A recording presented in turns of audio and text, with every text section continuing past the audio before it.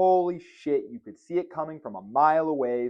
It wasn't even close. So then Kyle Chandler does classic bad guy shit. He grabs the kids and uses them as a hostage, and he flies off into a helicopter because he needs them as leverage while he sells this digital key for millions and millions of dollars. And this key can apparently turn water on and off in the city. I don't. Of course, Jamie Foxx and Cameron Diaz, they chase him to this art gallery where they have this big fight with all the henchmen. And the thing they kept doing with this movie was every time they had a fight scene, they just decided to turn on Frank Sinatra type music, just real slow, like soulful jazz. Like it just really killed the mood. They did it 3 times. Driving a speedboat, and Jamie Foxx and Cameron Diaz are chasing after him, and the kids then they get away. I don't even remember how, but they get away, and so do Cameron Diaz and Jamie Foxx, and Kyle Chandler's boat just runs directly into a wall and fucking explodes, and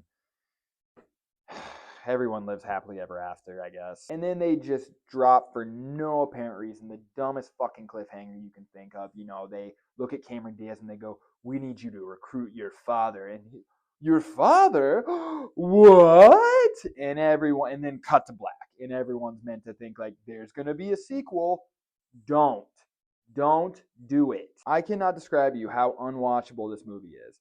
If the only thing on your to-do list is die, then sure, maybe hold off on that and watch this first. But if nothing else, leave it alone. If you guys have already been in the unfortunate situation of watching this movie, please comment down below and let me know what you thought of the movie. Maybe I'm overreacting, but I doubt it. Please let me know anything better that you would like me to watch, whether it's TV, movie. I got the suggestion for the Super Bowl halftime show. I thought that was pretty goddamn funny.